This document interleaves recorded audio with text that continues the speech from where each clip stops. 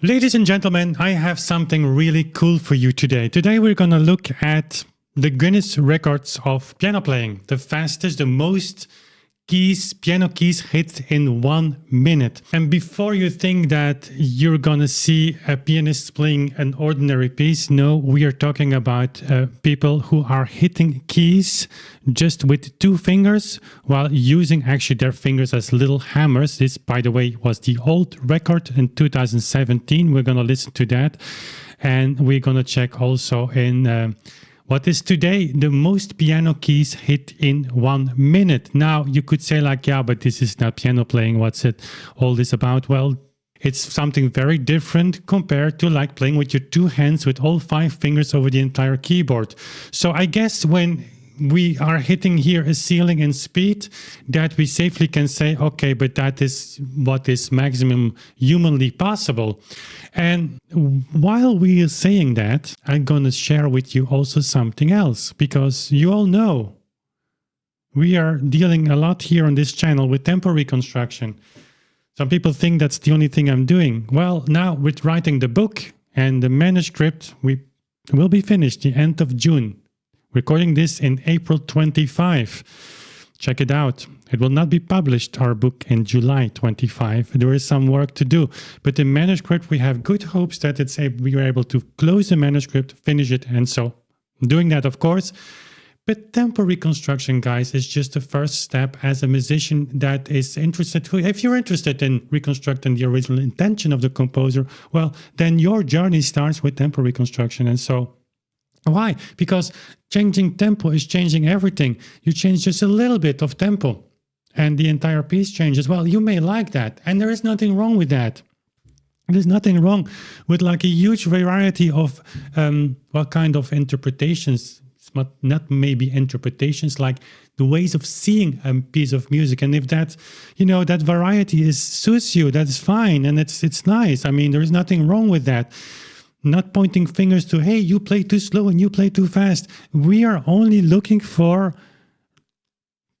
a way to reconstruct that original intention of the composer. And the only way that we are still able to do that is through the metronome marks. Yeah, if you're new here, might be a shock. What, metronome marks? What's that? The metronome is a stupid machine. So boring. And I hate it because I remember my teacher like pulling up always that metronome and just to push me more and more faster. And I enjoyed playing until that stupid thing came on the piano, and then every joy was over. And I understand you. I feel with you, because you're right.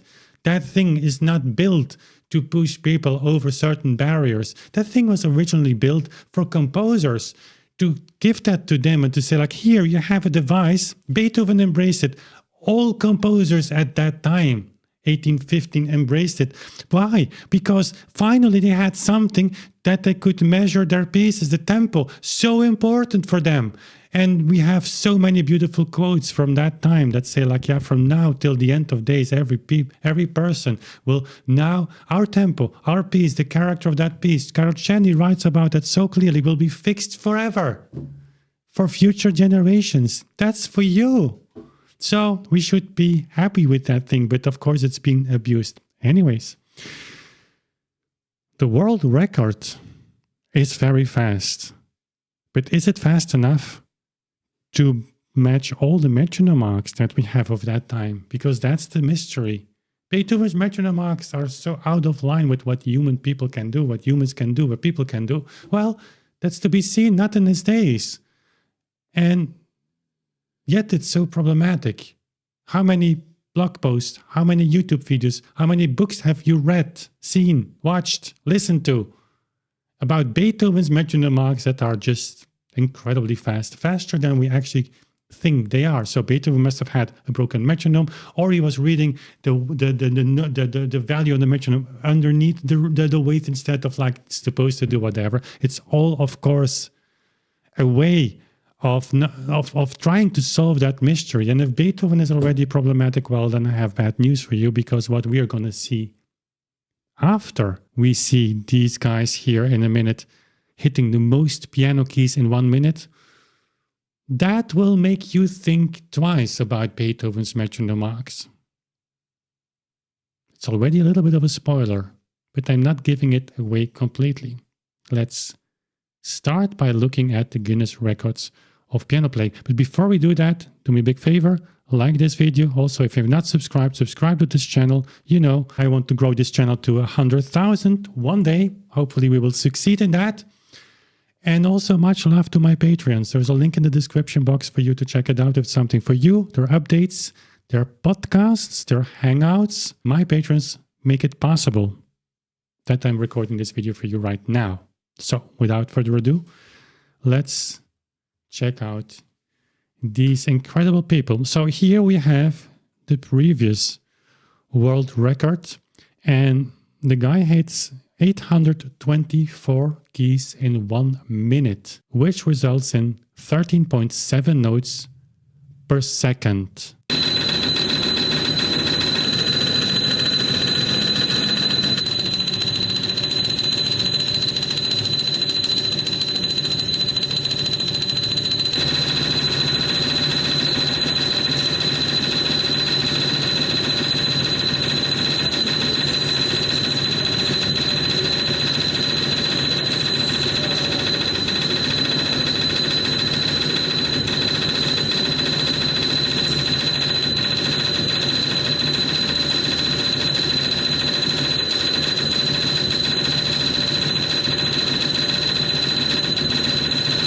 Okay, you had enough, I think. But I played the fragment a little longer. Why? Because to adapt you to the speed. This is incredible, right? Well, 13.7 notes per second. You should read the comments here. The comparisons people make. It's unreal. Yet, you hear me talk a lot about Czerny's Opus 299. And if you haven't heard me talk about the Czerny Opus 299 a lot, must mean you're new here to the channel, so welcome. Subscribe to it right away. Why? Because it's interesting. 13.7 notes per second. If you hear this, you think like, yeah, this is like from another world. Imagine the pianist would play with his 5 fingers. So many notes. Well, that first etude, which is meant for beginners, is faster than this. That has 14.4 notes per second. And not only the first one, there are not so many pieces in that bundle that are slower than that. But that's not everything I've got for you, because this was the old world record. Recently, I discovered this. And how did I rediscover that? Because, of course, in our book, the world record, the Guinness World Record is going to be mentioned. And to my surprise, I was checking an article that I wrote a few years back, and the world record was broken. Let's listen to how it sounds now. It's a little bit more fragmentary, this fragment. I don't know why they're not putting the entire minute here on their official website, which this is, the website of the Guinness World Records. Here, you have it. But you can still hear what the guy is doing. And of course, if the other version was already impressive, well, be prepared for this one.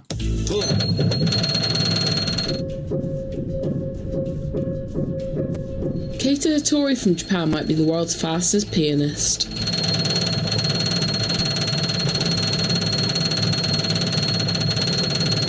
As well as holding the world record for the most piano keys hit in 30 seconds, he has now also set the record for the most in 1 minute.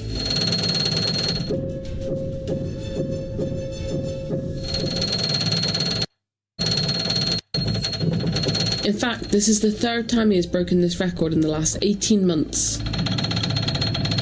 And if that wasn't enough, he also holds the record in drum rolls too.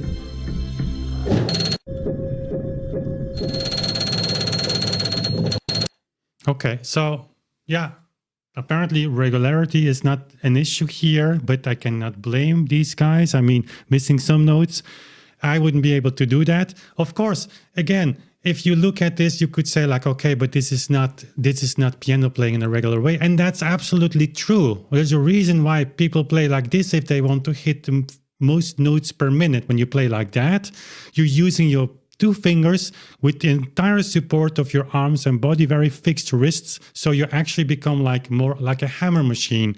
This speed, if you have to translate that to 5 fingers, well, if you think that it's possible, then yeah, I would be very happy to see that.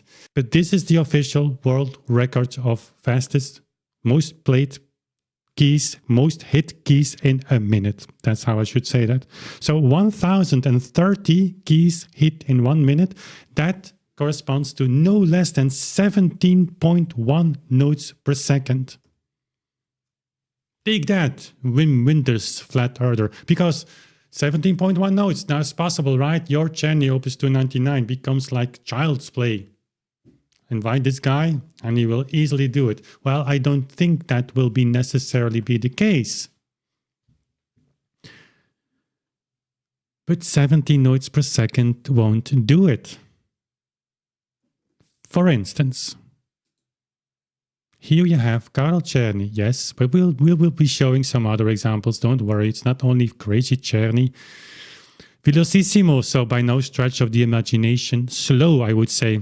Quarter note 138, 7 notes per quarter note. That results in 16 notes per second. Before you start yelling in the comment box, hey, that's much slower than the world record. Yeah, scroll further. Further, you have here 18 notes per second. Short passages.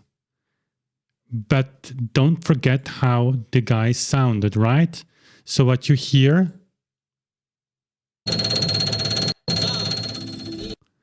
is something you're supposed to do here, but faster. And 16 or 17 notes per second, I want to give you that. But before you say it's all easy, you have to repeat this 30 times. So that means that if you were able to do this in 138, you would be playing 12 minutes in A major. Two hands, not just alternatively, because you could also have a debate about like what's the actual speed here. Each hand or each finger performs only 8.5 notes per second, right? But here you have to do it continuously in both hands.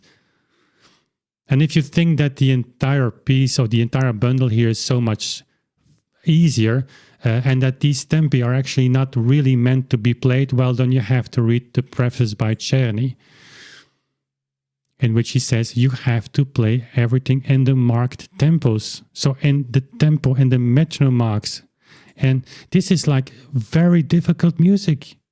Like 92, yeah, it's much slower. Just try it. Just download the Opus 337. In fact, I once had the idea, but I didn't do it because some people advised me against it.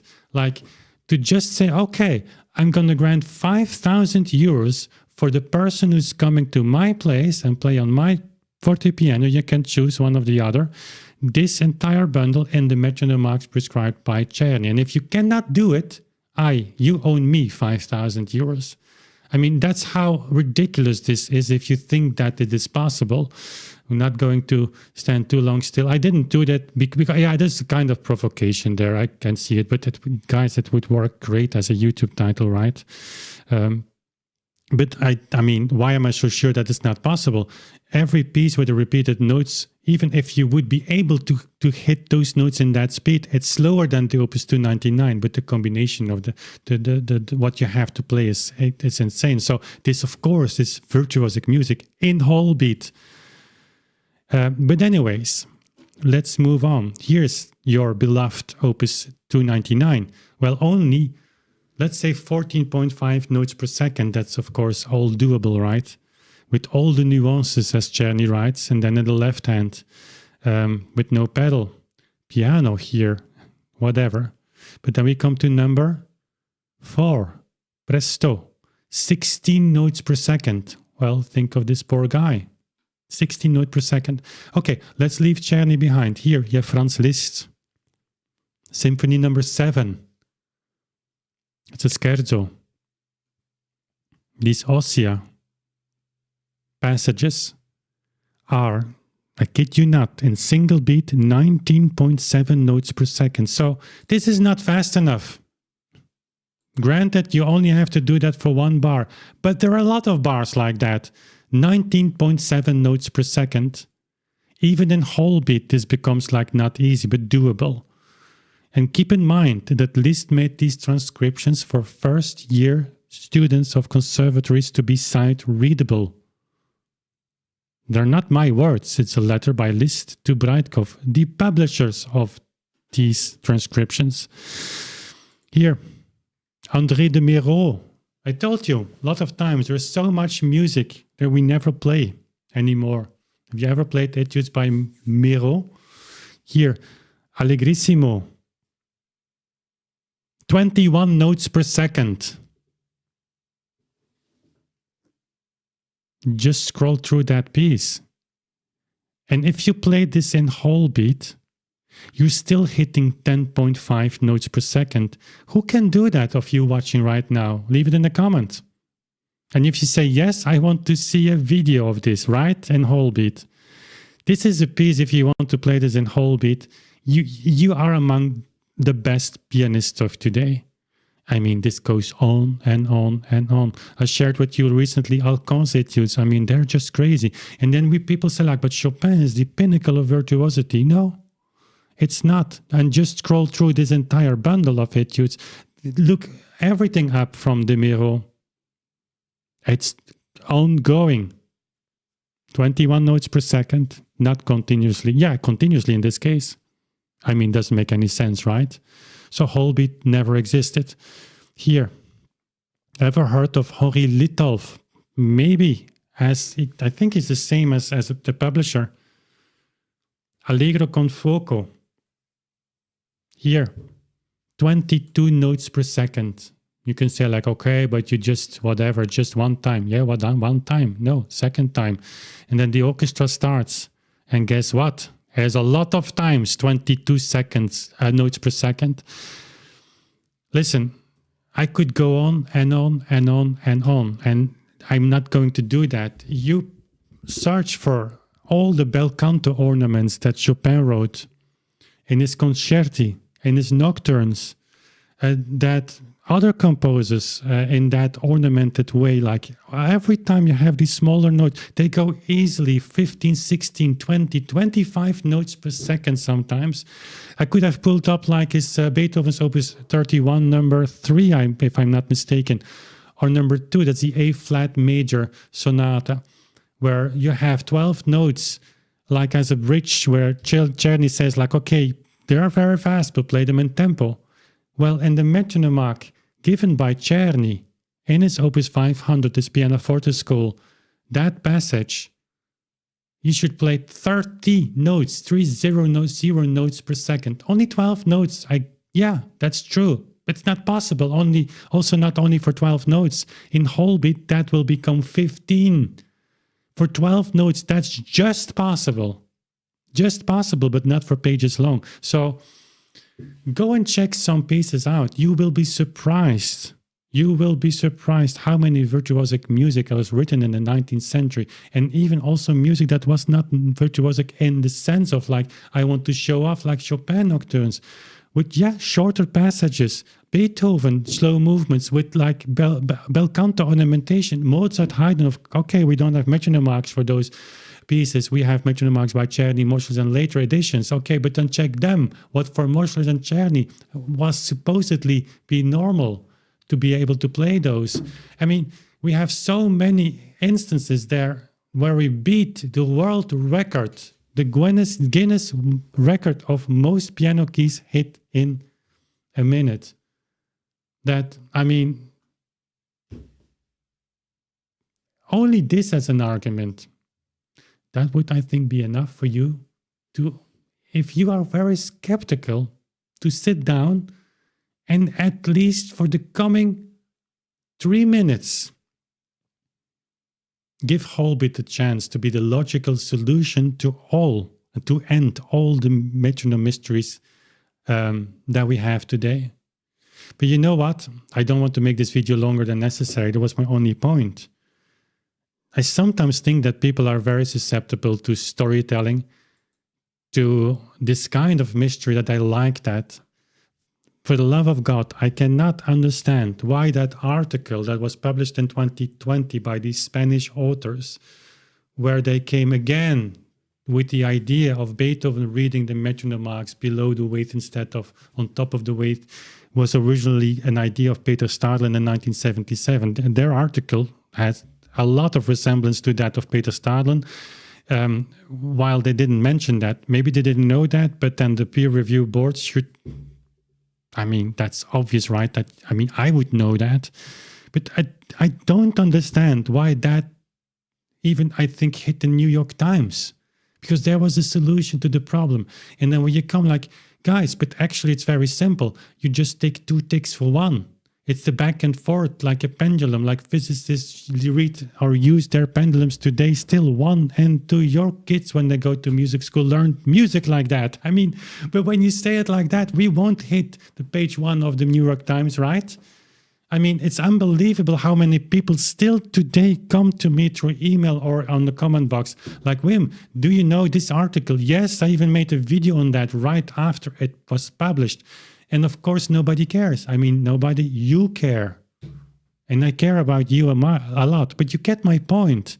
I mean, world record, Guinness World Record is not enough. We go past that easily. And then even the record, how it is done, is not even comparable to what pianists should be able to do in order to hit 17 or 18 or 20 notes per second. I mean, what more can you do? Yeah. Sometimes I think it's hard to bring the message. Sometimes I really start to think like, yeah, we're going to publish that book and we're going to try to do it in the best way possible. And it is a kind of story. It's a story of the metronome. It's a story of that poor device that was like so bravely put into the world and embraced by so many, the greatest of this planet, Beethoven and others who embraced that. And there it was bravely shining, like I am Beethoven's metronome, and now I give tempo for eternity, like for people, and I will stand here and hold my ground and I will not leave. And then in the course of the 19th century, of course, you had these pianists, we've been talking about that, and the book will give you so many more quotes of musicians that didn't want to stick to those metronome marks anymore. The metronome marks was seen like annoying because, yeah, we have our own feeling, you know. I'm an individual. I'm a co-creator of that composition of Beethoven. And so tempi, like, they were taken differently, much faster. And then in the 20th century, I was saying at the beginning, like, so many people hate that metronome that kept ticking, like, because I'm Beethoven's metronome, I'm Chopin's metronome. And we have to stick to our ground. We have to hold our ground firmly, you know, because once comes a time where people are going to discover how we're supposed to use. And then comes the time, and what article gets the traction? Yeah, but Beethoven's metronome might be broken, or we might misreading the metronome. Yeah, I mean, no. It's just very simple. Maybe that's not a very sexy story, but it's the story behind reconstructing the composer's intention. Again, when you want to do that, there's only one opportunity. That door is almost closed. Actually, it is so much closed. Nobody living here ever heard Liszt playing, Chopin playing, Beethoven playing, Czerny playing. The only thing we have are those stupid metronome marks, and they don't work. They don't work. Whenever people say that in the comment box, they don't know what they're talking about, or they don't want to know what they're talking about. They don't work. And stop saying, like, hey, I have one piece here where that pianist is hitting all the notes in the right tempo. Yeah, that exists. I know that. We practice like 50,000 hours a year, and yet it's not enough to hit all those metronome marks. Like in this case of the simple Czerny Opus 299, like in the case of the Beethoven symphonies transcribed by Liszt that are supposedly to be for sight readers. And Liszt was a very good sight reader, so I might have overestimated us a little bit, but even. And then we go to the world record and we say, like, it's even not enough. So what do you need to do in order to knock on the door of musicologists and musicians and influential musicians today and say, like, it doesn't make any sense? Not speaking about all the injuries that it is caused to a generation and generations of musicians. But you don't hear people talk about that a lot, do you? Okay, that was it. The message of today, and it was all I've got for you today. So hope you enjoyed this. Check out the link in the description box to our Patreon page. That would help me a lot. And for now, I thank you for watching, and we see each other very soon again. Bye.